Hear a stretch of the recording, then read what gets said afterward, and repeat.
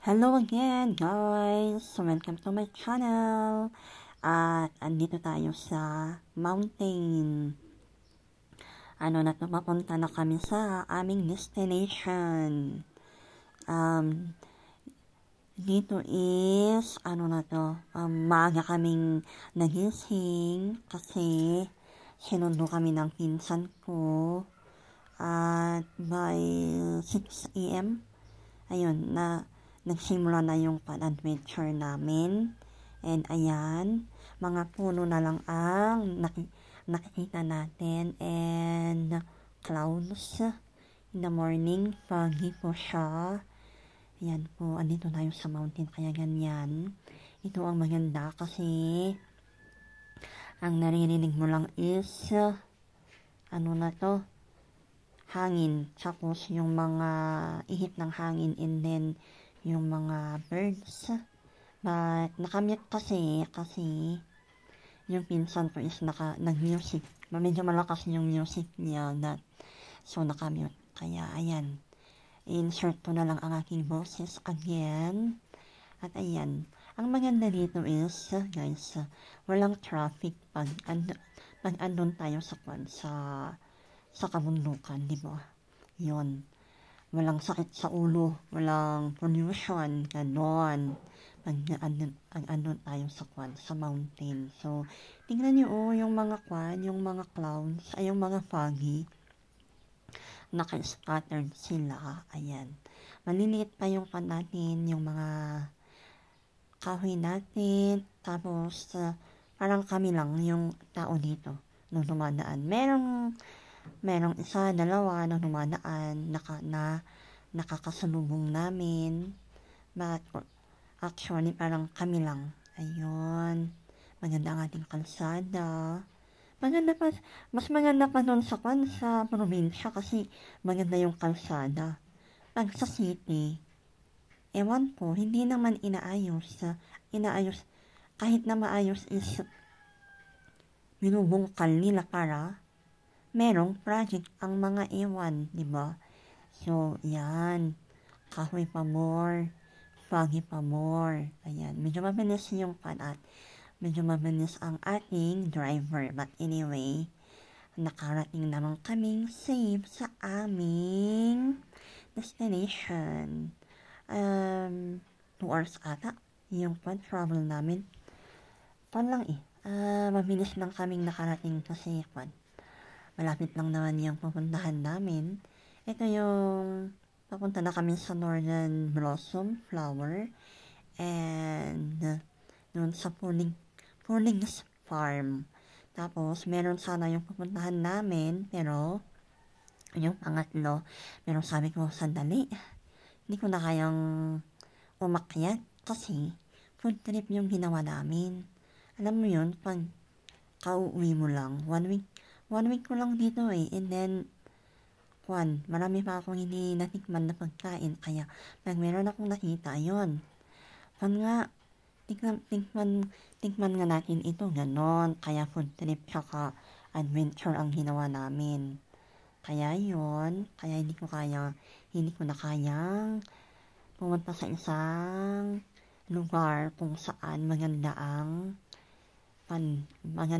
place na yun. Parang UK ata yun, basta nakalimutan ko na yun. Malapit lang dun sa Punings Farm, sa baba niya. Ayun, pero okay lang. Ito yung mga kasama ko, tulog sila. Yung isa, buhay na buhay, charot. O yung anak ko natutulog, pero nahalata niya. Natutulog sila Tapos yung driver natin, yung pinsan ko, ayan. Di ba maganda yung kalsada natin pag sa probinsya. Peace of mind ka talaga. Ayun, yung mga bundok natin. Ayan. Ito yung gusto ko. Adventure, travel, explore. Ayan po, magaganda ang ating mga tanawin. Meron yung mga ating mga puno. Ayan. Merong nag-iisang bahay doon. O, diba? Yun. Meron kami nakasalubong. Hello. car. Kulay pula. At ayan. At ako po ay magsasalita na lang kasi nilagyan ko ng music ito. Ayaw i-accept, kaya i-second edit na lang natin. Kaya mag-audio na lang ako. Ayan yung mga alam nyo yung sasakyan na blue for sale. Sino ang bibili nun? Yung mahilig sa vintage, yun. Sila ang bibili ng vintage na car na yon. Kung ipapost nila sa Facebook, oo, merong titingin. Ayun, pupuntahin nila yung may-ari. Ayan, merong bahay ulit. Ayan, papunta na kami dun sa pababa na kami, papunta sa, ewan ko, sandali, tignan ko muna, sa Buknaw na ata to. Ayan. Walang masyadong view dito sa bandang ito. Pero pagkatapos nito is doon sa baba. Ayan, makikita natin yung another bundok again. Kasi hindi ako makapunta sa ibang side. Kasi or else magulo yung ating camera. Ayun. Andito na tayo sa Buklaw. Bukod. Yan, bahay-bahay, ayan. Bababa na tayo sa ating destination. Mahaba-haba pa tong natin explore natin na ito kasi 15 minutes and 22 seconds. Kasi meron yung sunset nakuha ko. At least, yun, may lizard dito sa loob ng kwarto ko. Ganon. Tapos mamaya meron yung river. Gusto kong mag-stop sa river pero never mind na. At least nakuha na yung river dun sa baba. Tapos meron kayong dam. Pero sa next na lang kung may time ulit. Kasi gusto kong makarating na. Ito yung river na yung sinasabi ko. May nakuha ko sa friend ng anak ko. Kasi andun sa another side ng van. Ayun. Siya yung kumuha dito sa part na ito. Hindi masyadong makita yung river natin. But anyway, makita naman. Ayun. Konti yung kasi. Yung tubig kasi summer. Alam yun na. Pag ulan, ayan. Tataas yung tubig. Ayan na po. Tatas. Ayun, mahaba pa ang ating paglalakbay. Kaya samahan niyo ako sa aking paglalakbay. Uy. Ito, ayan. Medyo konti yung puno natin dito. At meron mga lugar na talagang maraming puno. Ayan. May van. Ito, ayun, nakikita na yung ating river. River pa more. Ayun, yung mga kable ng kuryente natin. Ayan. Yun, nasa 8 minutes pa rin tayo. Okay, let's go. Ayun, yun yung clouds natin. Andun sa taas. Ayan. Ewan ko kung patapos na ata to. Ayun, nauna na yung nakamotor. Okay, sige lang. Mauna ka na, kuya. Okay lang. Ayan. Ayun, another part naman na to. Papunta na kami sa aming talagang destination. Another part naman na to. Ito. Mamaya, meron yung sunset natin. Nakuha ko sakto. Nakuha ko yung sunset. Ang hindi ko lang nakuha kasi yung may baka tsaka yung mga goat. Hindi ko nakuha. Pero anyway, yung mga baka is wala lang. Ano lang sa tabi ng kalsada. Tapos pati yung goat natin. Ano lang sa kalsada. Diba? Sayang yun. Hindi ko nakuha. Ay nako. Ayan. More green tayo ngayon. Pero, iniisip ko, iniisip ko ulit, ano ang title ko dito. Ayan. Yung isang vlog ko is, yung anak ko ang tinanong ko kung ano ang aking ilagay na title, saka yung tinawag ko na maglagay ng description. Kasi mas magaling sa English yung anak ko kaysa sa akin. Ano ba yan? Okay. May some part na kasi nasunog. Kaya medyo dry yung yung mga puno. Last year ata nasunog. Yung mountain natin, yung another part ng meron dry na, ayun, yung signal natin ata yun. Ayun, dito, malawak yung nasunog. Grabe. Ayun, halata diba? Nasunog yung natin, yung bundok natin.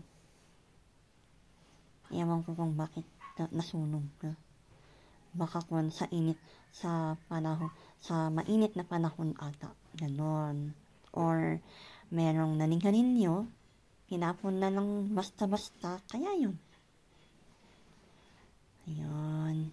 Malapit na kami sa destination namin. Ayun, palabas na ata yung sunset natin dito. Ayun. Nakuha ko rin. Ayan. Diba? Baka may alas 7 na ata dito. Kaya yun. Lumabas na si Mr. Araw. Pero still foggy pa rin siya. Ito, malapit na tayong matapos. At maraming salamat sa inyong panonood at sa aking ayun yung ating sun. Ay naku po, ayun, medyo huminto yung pinsan ko dito pero hindi ko, ayun na po yung sun natin. Papasok na kami sa Tublay dito. Malapit na kami sa ating, di ba maganda yung house na yun? Dito na banda, marami ng bahay na dito. Ayan, ulit, ang ating mga trees. Hello, lovely trees. Ayun, maraming signs na Dadan, okay. Dito banda is nakakayaman, pero sinabi ko sa pinsan ko, mag-stop ka nga muna. Hindi ko na kaya. Naiihina talaga ako. Kaya dito na ako nag-stop nag-video kasi talagang parang sasabog na yung alam nyo na kung ikaw na yung naiihi. Yun. Kaya yun. Ayun. Meron pa rin foggy pa rin. Maraming mountains. Kaya eto. Ayan, 13 minutes pa rin. Di ba ulit, wala namang sasakyan na dumaan, kaya umihina lang ako sa tabi, charot. Kasi hindi ko na kasi kaya. And then, buti na lang sinabi ko na mag-stop i-stop nung pinsan ko. Yung isa naming kasama, tapos yung anak ko, nasusuka pala sila. Hindi naman kasi, hindi nila sinabi sa akin na nasusuka pala sila. Pag hindi ko sinabing mag-stop muna kami, baka sumuka na sila sa loob ng sasakyan. Ayun, kaya sabi ko sa kanila, ako, sabihin nyo lang. Huwag kayong mahiya, kako. Ayun, meron ulit yung ating son. Hello, son. At ito, maraming salamat. Thank you for watching again. Maraming salamat sa inyong panonood. Ayan. Naku po, yung aso, maingay. O, diba? Dito na banda yung sinabi kong pinsan, hindi ko na kaya. I-stop mo muna. There you go. Thank you very much now. Ayan na po. Bye-bye everyone!